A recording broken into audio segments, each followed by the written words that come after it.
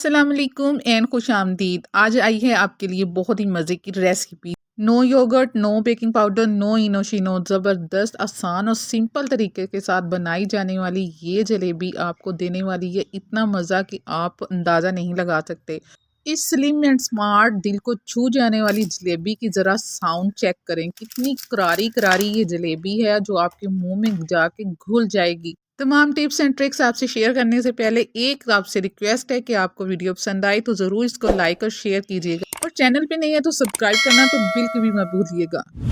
इस उम्मीद के साथ कि आप कुछ बात ठीक ठाक होंगे तो स्टार्ट करते हैं रेसिपी अल्लाह ताला के बबरकत नाम से जो बड़ा मेहरबान और नहाय रहम करने वाला है। तो जी जनाब, ये सिंपल से जस्ट 3 to 4 इंग्रेडिएंट्स हैं जिनके साथ आज हम बनाने वाले हैं ज़बरदस्त मज़ेदार जलेबी, जिसमें शुगर, दूध, मैदा और यहाँ हमने half tea spoon baking powder ले लिया है। और उसके बाद आपको चाहिए एक अदद फोक। ना हम बीटर यूज़ करेंगे, ना इलेक्ट्रिक बीटर, ना विस्कर, जस्ट हमने फोक का इस्तेमाल करना है। तो यहाँ शुगर ले ली है हमने। सबसे पहले शीरा तैयार कर लेते हैं। तो शीरे के लिए पैन रख दिया हमने चूल्हे पे, उसमें 1 गिलास हमने पानी ऐड कर दिया है जो तकरीबन 250 ग्राम के करीब है। तो उसमें 1 कप शुगर हमने ऐड कर दी है। अब इसको करना है मेल्ट। जब ये मेल्ट हो जाएगी तो आपने इसमें ऐड कर देनी है 2 अदद इलायची खोल के, ताकि खुशबू प्यारी सी पैदा हो जाए इसमें। तो मज़ीद हम इसमें ऐड कर देंगे जस्ट 2 ड्रॉप्स रेड कलर के। अगर आप यहाँ चाहें तो जर्दा कलर भी ऐड कर सकते हैं। तो अब इसको हम दे देंगे जोश। जब ये थोड़ा सा पक जाएगा तो हम फिर आंच बंद कर देंगे, लेकिन इसको इतना हमने गाढ़ा करना है कि बस शीरा सा बन जाए। तो अब शुगर अच्छे से मेल्ट हो चुकी है, शीरा थोड़ा गाढ़ा हो गया है, लेकिन आपको चेक करवाते हैं एक तार की चाशनी नहीं बनी। तो अब हम आंच बंद कर देते हैं, इसको कवर करते हैं। तो चलें नेक्स्ट प्रोसेस आपको बताते हैं। तो उसके लिए आपको मैदा लेना है। सबसे पहले ये तकरीबन 250 ग्राम है। इसमें हम ऐड कर देते हैं 6 ग्राम बेकिंग सोडा।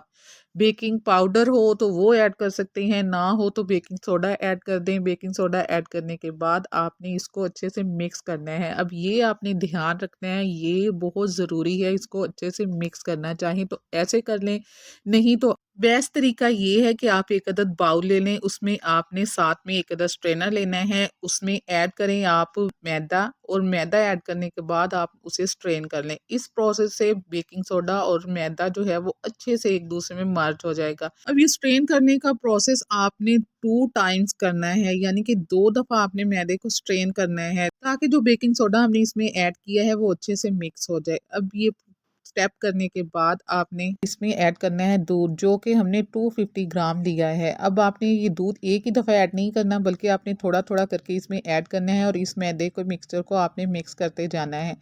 आपने इसमें कितना ऐड करना है इस तरह आपको अंदाज़ा हो जाएगा। तो दूध थोड़ा थोड़ा ऐड करके आप जस्ट इसे मिक्स करते जाएंगे। अगर आपको यहाँ दूध कम पड़ जाए तो थोड़ा सा दूध आप मज़ीद भी ले सकते हैं, लेकिन इसको आपने अच्छे से मिक्स करना है कि इसमें बिल्कुल भी लम्स वगैरह बाकी ना रहें। तो ये काम आप जस्ट देखें फोक के साथ भी कर सकते हैं। यहाँ बीटर या इलेक्ट्रिक बीटर या विस्कर का होना ज़रूरी नहीं है। अच्छे से मिक्स करने के बाद आपने कवर करके 5 मिनट के लिए रख देना है, ताकि खमीर। तो अब माशाल्लाह से मिक्सचर आपका बिल्कुल रेडी है। इसकी कंसिस्टेंसी आप चेक कर सकते हैं, जस्ट क्रीम की तरह ये होना चाहिए। तो अब आपको बताते हैं कि जलेबी बनाने के लिए आपको किसी सांचे की ज़रूरत नहीं। आराम से एक अदद आपने शापर लेना है। ये वो शापर है जिसमें आप कपड़े पैक करते हैं। हमने इसको लिया है। इस तरह से आपने सेट करके तमाम अमेज़ा आपने इसमें ऐड कर देना है। अमेज़े के टेक्सचर का आपने ज़रूर ध्यान रखना है, ना तो ये बहुत ज़्यादा पतला होना चाहिए और ना ही बहुत ज़्यादा गाढ़ा होना चाहिए। तो अब आपने इसको फोल्ड करना है। फोल्ड करने के बाद आपने एक अदद सीज़र के साथ आपने हल्की सी बारीक सी नोक काट लेनी है आगे से। तो इस तरीके से आप बहुत ही आसान तरीके से बहुत प्यारी और मज़े की जलेबियाँ अपने स्टाइल से बना सकते हैं। फिर अब आपने कोशिश करनी है कि जिसमें आपने जलेबियाँ बनानी है उसका पैंदा जो है वो छोटा हो, यानी कि बर्तन आपका फ्लैट हो, उसमें घी भी इस तरीके से कम लगता है। अब यहाँ आपको इस बात का भी ख्याल रखना है कि आपने ऑयल को बहुत ज़्यादा ओवर हीट नहीं करना। मीडियम हीट पे ही आपने इसको शेप देनी है। तेज़ आंच पे बनाएंगे तो बहुत जल्दी कलर तो चेंज कर लेंगी, लेकिन साथ में जल भी जाएंगी। गोल गोल गोल गोल आपने जलेबी की शेप दे लेनी है। अब ये बारीक और सॉफ्ट सी जलेबियां आपको अमृति का टेस्ट देने वाली हैं।